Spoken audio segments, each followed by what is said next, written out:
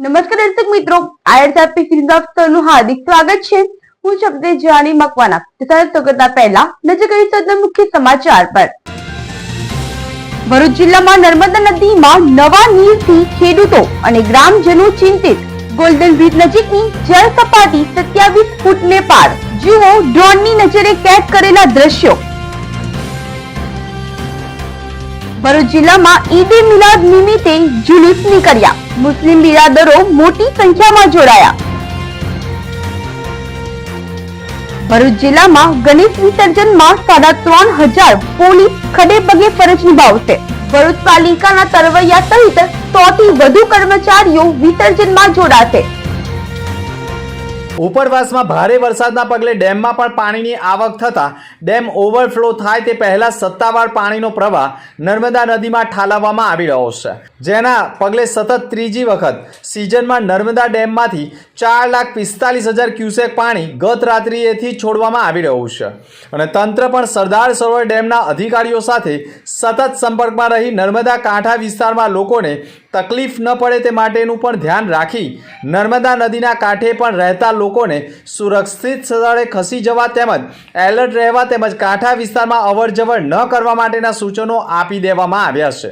સાથે જિલ્લા કલેક્ટર પણ સતત નર્મદાના કાંઠા વિસ્તારનું નિરીક્ષણ કરી રહ્યા હોવાની માહિતી મળી રહી છે। ભરૂચ શહેરમાં સતત પાણીનો પ્રવાહ નર્મદા નદીમાં છોડવામાં આવી રહ્યો છે, જેના પગલે ગોલ્ડન બ્રિજ નજીકની જળ સપાટી ભયજનક 24 ફૂટે પહોંચી ગઈ છે, જેને વટાવી 27 ફૂટે પહોંચી જતા હજુ પણ નર્મદા નદીમાં સતત પાણીની આવક થવાના કારણે સપાટીમાં વધારો થતા કાંઠા વિસ્તારોમાંથી પાણી પ્રવેશી રહ્યા હોય, જેના પગલે ભરૂચના ફુરજા બંદરે પાણી આવી પહોંચતા દત્ત મંદિરમાં પાણી પ્રવેશી ગયા છે।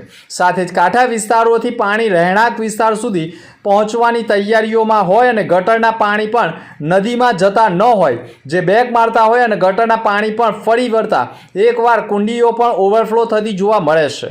પૂરનું સંકટને લઈ ફુરજા બંદરના વેપારીઓમાં પણ ચિંતાનું મોજું ફરી વળ્યું છે।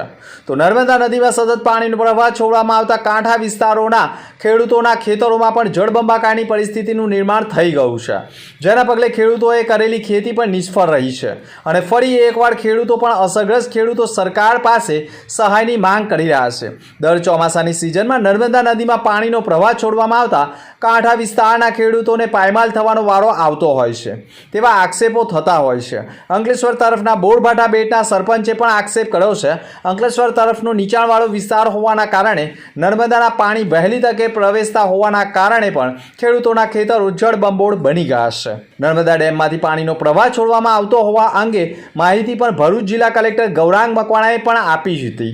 તેઓએ કહ્યું હતું કે અમો સતત સરદાર સરોવર ડેમના પાણીના અધિકારીઓ સાથે સંપર્કમાં છીએ અને જે પ્રકારે પાણી છોડવામાં આવી રહ્યું છે તેની ઉપર સતત વહીવટી તંત્રની નજર રહી છે અને જે પણ કાંઠા વિસ્તારોમાં રહે છે તેમનું પણ નિરીક્ષણ કરવામાં આવી રહ્યું છે અને જો સ્થળાંતર કરવાની જરૂર પડશે તો તે પણ કરવામાં આવશે, તેમ પણ જિલ્લા કલેક્ટરે કહ્યું છે। શ્રીજી વિસર્જનને લઈ ગણપતિ આયોજકો પણ ચિંતામાં મુકાઈ ગયા છે। આવતીકાલ શનિવારના રોજ આનંદ ચૌદશ હોવાના કારણે લોકો ગણપતિ બાપાને ઉત્સાહ અને ઉમંગ સાથે વિસર્જન યાત્રા લઈને નીકળનાર છે અને જળકુંડમાં શ્રીજીનું વિસર્જન કરવામાં આવે તેવા પ્રયાસો થઈ રહ્યા છે। સાથે નર્મદા નદીના કાંઠે કોઈ પણ જગ્યાએ કોઈ પણ અવરજવર ન કરી શકે તે માટે પોલીસ બંદોબસ્ત પણ ગોઠવી દેવામાં આવ્યો હોવાની માહિતી સાંપડી રહી છે। ગઈકાલથી સમગ્ર ભરૂચ જિલ્લામાં ખૂબ ભારે વરસાદ પડી રહ્યો છે। આજે પણ ભારે વરસાદની આગાહી છે। ઉપરવાસમાં પણ જે આપણો સરદાર સરોવર ડેમ છે ને ઉપરવાસમાં પણ ખૂબ ભારે વરસાદ વરસી રહ્યો છે, જેના કારણે સરદાર સરોવર ડેમમાંથી 4,46,000 ક્યુસેક જેટલું પાણી છોડવામાં આવી રહ્યું છે। એની સાથે સાથે કરજણ ડેમમાંથી પણ અરાઉન્ડ 50,000 ક્યુસેક જેટલું પાણી છોડવામાં આવી રહ્યું છે। એના કારણે ગોલ્ડન બ્રિજ આગળ જે આપણી સપાટી છે એ 25 ફૂટને ટચ કરી છે અને હજુ થોડી શક્યતા છે કે એ સપાટી ઉપર હજુ વધે। 27 સુધી આપણે 27 ફૂટ સુધી કમ્ફર્ટેબલ સિચ્યુએશનમાં રહી શકીશું આપણે। તેમ છતાં નીચાણવાળા જે વિસ્તારો છે જેમ કે કસક છે, ફુરજા બંદર છે, અંકલેશ્વરના જૂના છાપરા ગામ બાજુ ત્યાં એલર્ટ લોકોને કરી દેવામાં આવે છે। સતત ટીમો જે નીચાણવાળા વિસ્તારો છે ત્યાં એલર્ટ અત્યારે આપી રહી છે અને એવી કોઈ પરિસ્થિતિનું નિર્માણ થાય કે જ્યારે પાણી પ્રવેશવા માંડે નીચાણવાળા વિસ્તારમાં ત્યારે તરત જ અમે ઇવેક્યુએશન સ્ટાર્ટ કરીશું। હાલ સ્થિતિ નોર્મલ છે, પરંતુ સમગ્ર પરિસ્થિતિ પર અમારી નજર છે। ઇનફ્લો ઉપરવાસમાંથી કેટલો છે, ત્યાંથી આઉટફ્લો કેટલો છે, તમામ વસ્તુઓ પર નજર છે। હાલમાં પરિસ્થિતિ સ્ટેબલ છે। ઉપરવાસમાં વધુ વરસાદ પડવાના કારણે આજવા સરોવરની સપાટી હાલ 253.2 સુધી પહોંચવામાં આવી છે.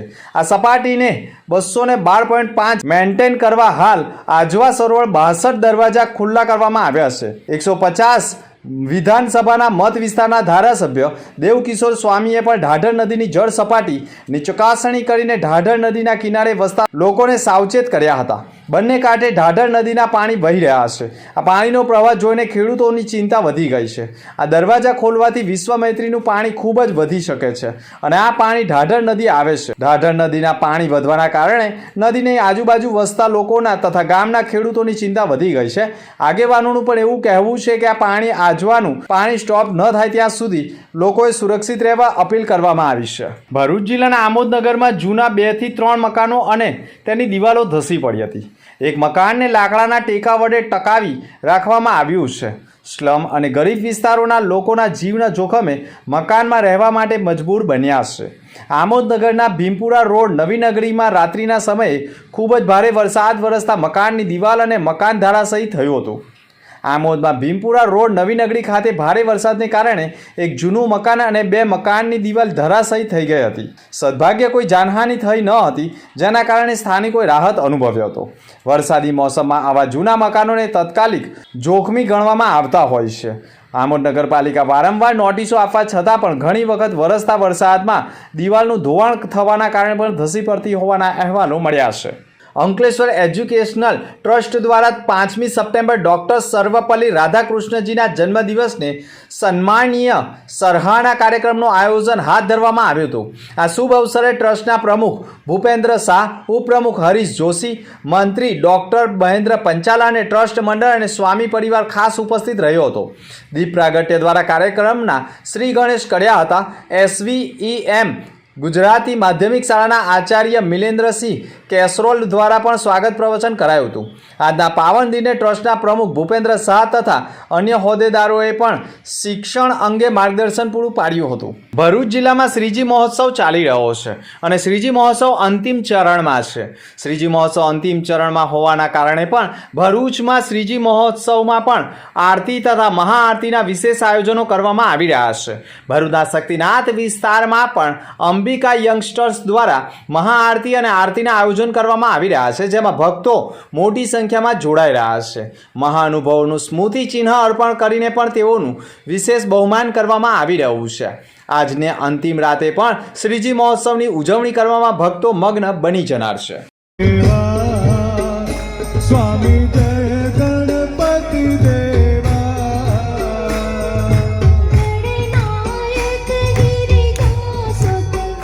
ભરૂચ જિલ્લામાં નર્મદા નદીમાં વધતા જતા જળના કારણે કાંઠા વિસ્તાર ઉપર લોકોની અવર જવર ઉપર રોક લગાવવામાં આવી છે.